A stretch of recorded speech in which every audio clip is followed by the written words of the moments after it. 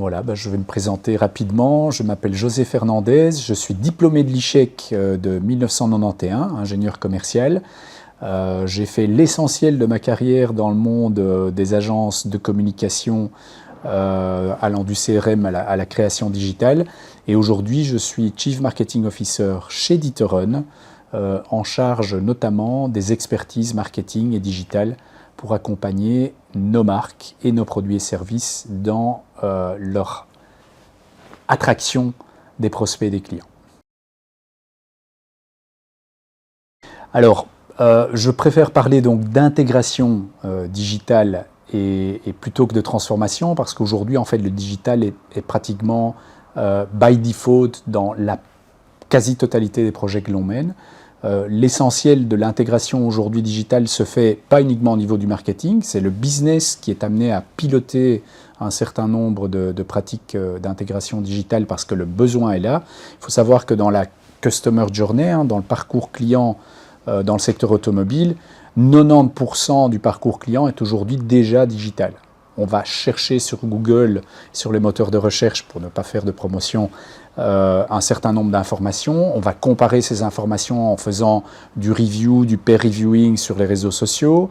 On va aller sur les configurations et les configurateurs de voitures sur les sites internet des marques pour pouvoir adapter un petit peu ses besoins, voir ce que ça coûte, quel type de voiture, quelles sont les finitions, les options. Et tout ce parcours aujourd'hui est totalement digitalisé. Il y a une chose qui reste quand même très physique, c'est qu'au moment où la personne va vouloir acheter son véhicule, dans 40% des cas, elle voudra voir son concessionnaire et l'adoption du commerce en ligne dans l'automobile reste encore très limitée aujourd'hui. Alors, le métier traditionnel de D'Ieteren en tant qu'importateur a toujours été de proposer des produits qui étaient des voitures à des clients finaux. Et ce qu'on voit aujourd'hui, c'est qu'effectivement, on est en train de rentrer dans l'ère de la mobilité as a service, qui inclut le produit voiture, mais qui le supplémente avec des services complémentaires. La voiture partagée, le vélo, les produits de financement de ces voitures, qui, il faut le dire, sont de plus en plus coûteuses parce que de plus en plus sophistiquées au niveau technologique. On peut parler des véhicules électriques et de ce qu'ils amènent en termes de transition également. Et donc ces éléments-là, aujourd'hui, nous devons les appréhender avec leurs différentes composantes par rapport à un client final qui a besoin d'un portefeuille de services et de produits et qui ne vient plus uniquement pour acheter une voiture. Il vient aussi pour supplémenter sa voiture avec un certain nombre de composants, le financement dont je viens de parler en faisant une partie intégrante. Et donc le digital vient permettre au client d'accélérer et de fluidifier son parcours. Donc l'entreprise a 216 ans d'existence, c'est une des plus vieilles entreprises, non seulement en Belgique, mais dans le monde, toujours gérée par la famille D'Ieteren, 7e génération. Et donc, par rapport à la question de savoir comment on transforme une entreprise qui a un tel historique, qui a une telle expérience, mais en fait, d'abord, il y a une vision stratégique qui doit se mettre en place et qui est pilotée par notre CEO et par le comité de direction de D'Ieteren, qui vise à agiliser les pratiques managériales, mais aussi la manière dont les produits et services sont mis à disposition de nos clients. Donc on travaille à plusieurs niveaux. D'abord, on a défini une stratégie, un plan à 5 ans qui nous amène à l'horizon 2025-2030 à transformer complètement la nature même des produits et services que l'on va proposer à nos clients, en allant beaucoup plus vers cette notion de service de mobilité. Et deuxièmement, en termes de transformation digitale ou d'impact de la transformation et de l'innovation dans nos produits et services, eh bien, on les intègre aujourd'hui à tous les niveaux de l'ensemble de la chaîne de valeur en termes de projet. C'est-à-dire qu'on n'envisage plus un seul projet sans qu'il y ait une composante digitale. Et pour arriver à ces résultats-là, on doit d'abord s'armer avec des talents, c'est-à-dire des gens qui sont capables de mettre en avant ces approches, et donc notamment des diplômés qui sortent des prestigieuses écoles de commerce en Belgique, avec une vocation qui est de dire on a besoin effectivement de pouvoir shifter un certain nombre de pratiques commerciales de ce qu'on pourrait appeler de l'old school vers une nouvelle manière de fonctionner. Je vais citer un exemple. La pandémie nous a aidé d'ailleurs à accélérer ce processus-là. En matière de digitalisation de la vente, on a supprimé, pendant la pandémie, il a été annulé le salon de l'auto. On a dû retrouver des nouvelles formules très digitales pour continuer à parler à nos clients. Et en fait, effectivement, nos vendeurs se sont transformés en télévendeurs, sans vouloir être trop négatif dans le sens télévendeur, mais ils ont commencé à parler à des clients derrière leur écran, ce qu'ils n'étaient absolument pas habitués à faire. Et ça marche relativement bien. Pour certains d'entre eux, on les a accompagnés. Pour d'autres, effectivement, ça reste quand même un petit peu contre nature, mais on sent qu'on va dans cette direction-là. Alors, effectivement, ça ne coule pas de source. Il est clair que dans la pratique, on sent quand même qu'il y a énormément de freins au changement dans toutes les organisations. On ne parle pas spécifiquement de notre organisation. Les freins, ils sont de deux natures. Est-ce que je suis capable de comprendre ces nouvelles technologies? Donc il y a une peur légitime qu'on doit accompagner avec du change management sur est-ce que ces outils, je vais pouvoir les appréhender et les utiliser. Et un deuxième élément qui est quand même important, c'est au niveau du client final. Est-ce que j'ai l'impression que ma qualité de service, mon produit et service que j'essaye de vendre, est-ce qu'à travers ces outils digitaux, ils vont être aussi pertinents et relevants pour mon client final? Ça, c'est deux éléments sur lesquels on doit accompagner le changement. Et c'est toujours quelque chose qui est en cours. Il n'y a pas vraiment de baguette magique. Il faut être très pédagogique dans l'approche. Il faut diminuer le niveau de complexité technologique, même si elle est là aujourd'hui. Simplement parce qu'il y a quand même parfois des craintes au tout technologique qui n'est pas non plus une solution. On vient de faire une étude qui s'appelle Polaris, qui a été publiée largement sur le marché et qui montre qu'en fait une très grande majorité, 72% des gens qui veulent acheter un véhicule veulent le faire chez un concessionnaire et veulent avoir une interaction humaine. Donc le digital joue énormément dans le parcours client, dans la customer journey. Mais à un moment dans ce Customer Journey, donc on parle beaucoup, nous, de parcours client hybride, il y a une vraie relation physique. Un produit comme la voiture, qui est un produit difficilement dématérialisable, nécessite une interaction. Par contre, on le voit sur d'autres produits, la voiture partagée sur laquelle notre activité Poppy, qui est une des filiales de D'Ieteren sur le véhicule partagé à Bruxelles, Malines et Anvers, on voit effectivement que les utilisateurs de ces produits-là sont extrêmement digitaux. Leur point de contact, c'est une application mobile. La voiture est simplement ce qu'ils souhaitent avoir comme produit, mais toute l'interaction est 100% digital native, et là, il n'y a pas du tout de frein à l'interaction, il n'y a pas besoin d'interaction humaine en tant que telle. Alors, la transformation digitale chez nous, en tout cas, elle n'est pas attribuée à une personne dans l'organisation. Donc, il n'y a pas un responsable de la transformation digitale. Le Chief Marketing et Digital Officer n'est pas en charge de la transformation digitale. On a effectivement, sur tous nos projets, comme je le disais, un triptyque. Le business, les experts, notamment au niveau marketing ou digital, et les experts au niveau IT.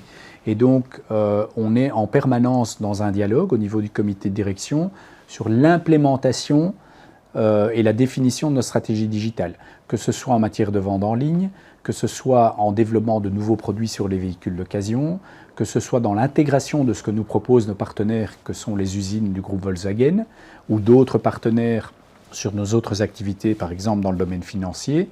On est en permanence avec une notion de teamwork. Et on souligne cette impression permanente, cette volonté permanente d'avoir une équipe qui travaille de manière pluridisciplinaire.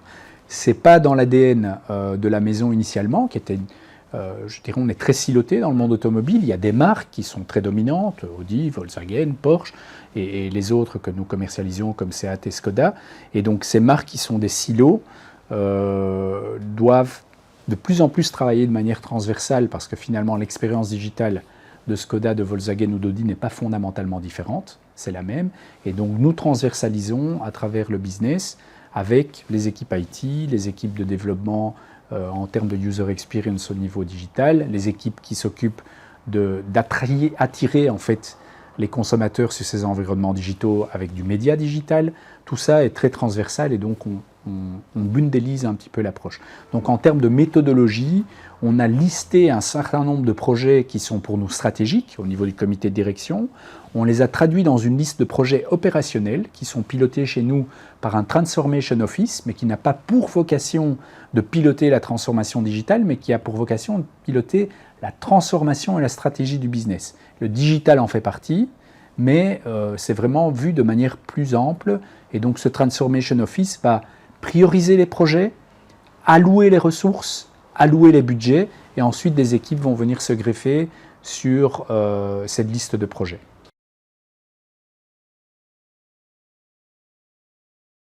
Il faut partir des besoins clients. Et très souvent, même si ça paraît naturel de le dire, dans les organisations, on ne part pas toujours des besoins clients.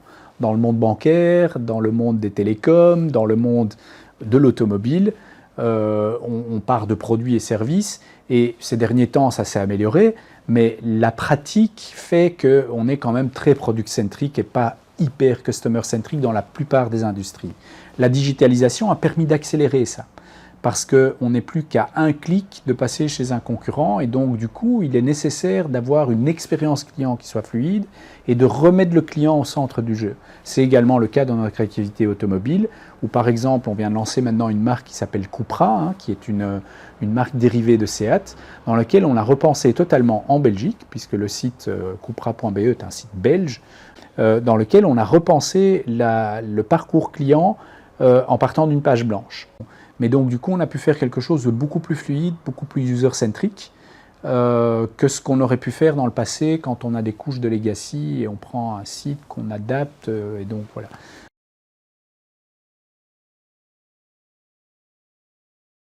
La méthodologie agile aujourd'hui est très largement répandue. L'objectif est toujours le même, c'est d'avancer rapidement et en acceptant, et ça c'est un élément quand même culturel important qu'il faut accepter. Dans la technologie agile, en général, on est souvent dans une approche de most viable product, c'est-à-dire qu'on veut très vite atterrir sur quelque chose qu'on puisse montrer et tester. Et puis on va l'améliorer au fil de l'eau. Ce qui veut dire qu'on doit accepter dès le départ, et dans le monde de l'informatique, tout le monde a eu un blue screen of death à un moment donné sur son laptop, et donc on doit accepter qu'en fait c'est jamais parfait, qu'il y a toujours un bug, qu'on est toujours à 90% de ce qu'on voudrait, mais qu'on a la faculté et la capacité de continuer à améliorer et à optimiser en permanence. Moi j'ai un exemple que j'aime beaucoup dans le monde, je ne sais pas si tu fais du cyclisme ou pas, mais il y a une société qui s'appelle Hammerhead qui a développé un GPS pour vélo qu'il voulait être le meilleur GPS au monde. C'est une société qui a été crowdfundée au départ. Et en fait, ce produit n'est jamais fini. Donc moi, j'en ai un sur mon vélo et en permanence, il y a des releases tous les 15 jours, toutes les 3 semaines, qui viennent rajouter des fonctionnalités, qui viennent intégrer des besoins clients qui ont été exprimés. Et donc aujourd'hui, dans le bundle entre produits, expérience digitale et services, c'est très important de pouvoir travailler comme ça. Alors c'est vrai que dans le secteur automobile, c'est compliqué parce que les voitures qu'on vend aujourd'hui, elles ont été conçues il y a 3, 4, 5 ans. Maintenant, les temps de conception se raccourcissent, mais les impacts industriels sont importants derrière, et donc on ne peut pas encore totalement considérer, même Tesla, qu'une voiture est un smartphone sur roue, parce que vous ne pouvez pas avoir une Tesla tous les 12 ou 18 mois, comme le fait un Apple aujourd'hui avec ses téléphones. Les temps de changement, le cycle de vie est quand même plus long dans l'automobile.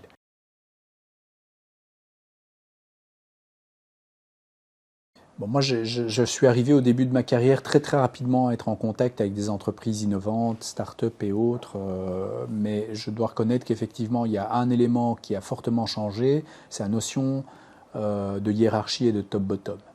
Donc aujourd'hui, et certainement avec les nouvelles générations de collaborateurs qui arrivent dans les entreprises, un manager doit être convaincant, il ne peut pas imposer des choses. Et donc, il y a la notion de crédibilité versus la notion de pouvoir.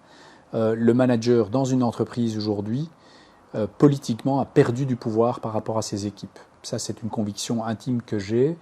Par contre, il gagne en crédibilité et en charisme s'il est capable de convaincre ses équipes et de les embarquer dans une histoire. Et là, on le voit certainement avec les plus jeunes générations, je me répète, et donc comme on s'adresse quand même à des étudiants qui vont arriver sur le marché de l'emploi, c'est important qu'ils sachent qu'ils ont vraiment un rôle à jouer pour améliorer la qualité de leur manager. Et les managers qui sont très top-bottom, qui décident de manière verticale, pour moi c'est un modèle managérial qui existe encore dans pas mal d'entreprises, hein, soyons clairs, mais qui n'a pas de futur. Je crois beaucoup plus dans les notions de tribu, d'agilité au niveau de groupe, de personnes qui veulent atteindre un objectif en commun. Et au sein de ce groupe-là, le manager il est en dessous ou sur le côté, il n'est pas au-dessus et tire, il est en dessous, il supporte, ou il est sur le côté et il monte le chemin. Ça pour moi c'est quelque chose, en tout cas c'est ma conviction managériale, mais c'est quelque chose dont mon expérience me montre que c'est la bonne manière de fonctionner aujourd'hui, et certainement avec des générations qui arrivent maintenant dans l'entreprise. Alors, je vais citer l'exemple de D'Ieteren. En 2018, D'Ieteren a lancé un projet qui s'appelle le projet Magellan, qui avait pour objectif de redéfinir notre stratégie d'entreprise, notre fameux plan à 5 ans. Et en fait, ce projet Magellan n'a pas du tout été piloté par la direction. La direction a donné les moyens aux équipes avec une question, en disant voilà, le monde de la mobilité, le monde de l'automobile est en train de changer. Nous sommes en 2018, entre-temps, il y a un peu d'eau qui a coulé sous les ponts, notamment la crise sanitaire. Nous sommes en train d'évoluer aujourd'hui vers un nouveau monde. Selon vous, et donc on a regroupé en fait l'ensemble des équipes, bon, pas toute l'entreprise, mais en tout cas les managers et les gens qui avaient des fonctions de team leader ou autres, mais ça représentait quand même un groupe de 80 à 100 personnes à l'époque. On a rassemblé ces gens, on leur a dit voilà, qu'est-ce que vous nous conseillez de faire? Quels seraient selon vous les projets sur lesquels on doit travailler? Ça a permis d'échafauder une vision stratégique qui a été amenée par la direction, dans laquelle on est allé mettre des projets opérationnels qui ont, pour la quasi-totalité d'entre eux, été amenés par les équipes. C'est eux qui ont eu les idées, c'est eux qui sont venus parfois avec des idées complètement out of the box pour pouvoir construire le futur de la maison.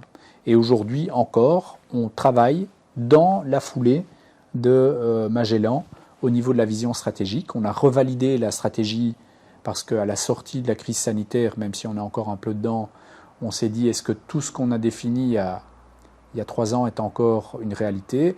Il y a un élément par exemple qui s'est concrétisé de manière claire, c'est que là où on voyait une digitalisation de l'expérience client, notamment la vente en ligne, beaucoup plus forte, il y a 3, 4, 5 ans, on ouvrait des études de McKinsey qui nous disaient n'essayez plus d'investir dans votre réseau parce que vous allez vendre vos voitures en ligne. Aujourd'hui, on sait que cette réalité n'existe pas et que le réseau est encore un asset très important pour la vente de produits tangibles.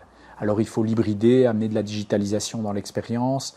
Le rôle du réseau va être différent. Ça sera plus un point logistique d'appui et de service après-vente que réellement un point de vente ou d'information. Parce que là, il y a justement les canaux digitaux qui reprennent la main. Mais globalement, on voit qu'on a quand même dû ajuster un petit peu le tir. Mais ça, c'est une pratique managériale, un petit peu du employee sourcing, hein, si on peut utiliser ce mot-là, c'est-à-dire des idées qui émergent de la base. Et là, le rôle du manager, c'est de donner les moyens pour que, et la structure, et aussi le permission field, comme on dit, jusqu'où est-ce que je peux aller pour aller challenger mon manager ou mon directeur en termes d'idées. Et là, on a défini ces éléments-là chez D'Ieteren à l'époque, et voilà, la stratégie a été basée là-dessus.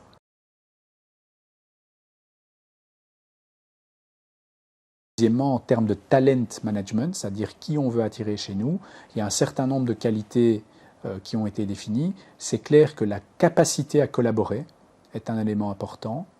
La digital savviness, c'est-à-dire la compréhension sans nécessairement avoir des expertises, mais du monde digital qui nous entoure est un deuxième élément important. Et également le leadership, c'est-à-dire pouvoir quand même tirer des projets, être assertif, pouvoir diriger des équipes. Ce sont vraiment 3 qualités qu'on retrouve, mais je dis très, très orientées vers la collaboration, vers le travail en équipe et vers ce rôle un petit peu plus de travail en tribu qui est nouveau dans les organisations, chez nous également.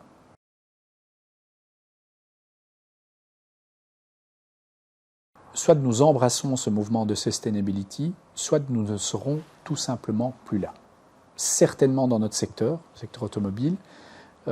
Si on n'est pas aujourd'hui, en 2022, capable de se projeter, on a une ambition assez forte dans la maison, de pouvoir prendre en considération les éléments environnementaux, les éléments aussi sociétaux. On est en train de travailler très fortement sur tout ce qui est diversité et inclusion dans l'entreprise, avec une entreprise, reconnaissons-le, qui est belgo-belge, très blanc-bleu-belge, qui est assise quand même sur une culture très bruxelloise aussi.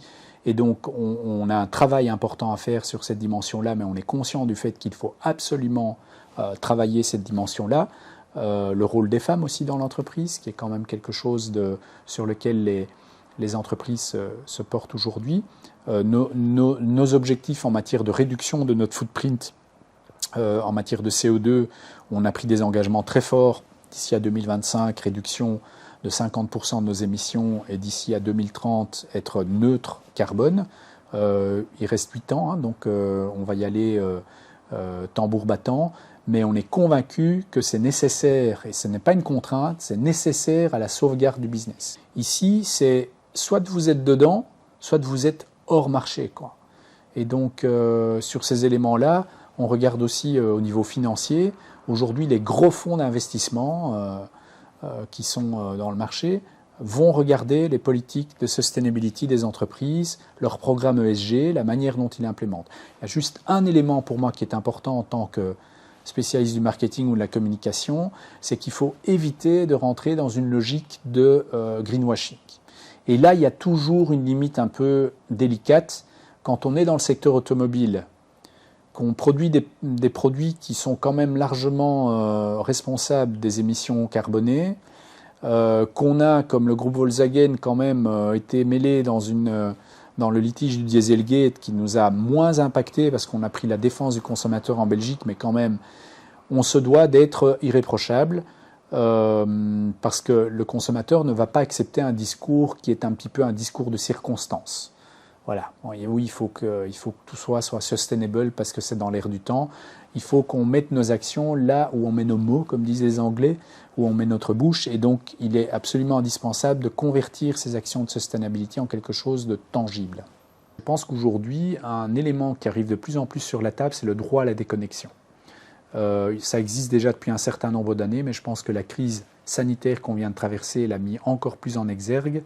Le télétravail combiné au fait qu'on est en permanence connecté, qu'on est multi-connecté, parce qu'aujourd'hui dans l'entreprise on ne reçoit plus que des emails, on reçoit aussi des WhatsApp, on reçoit des notifications via Teams, et donc en fait on n'arrive plus aujourd'hui à se dire ceci est mon travail, ceci est ma vie privée. Le blurring entre les deux est extrêmement important et crée un facteur de stress pour beaucoup de citoyens auxquels on doit être attentif en tant qu'entreprise.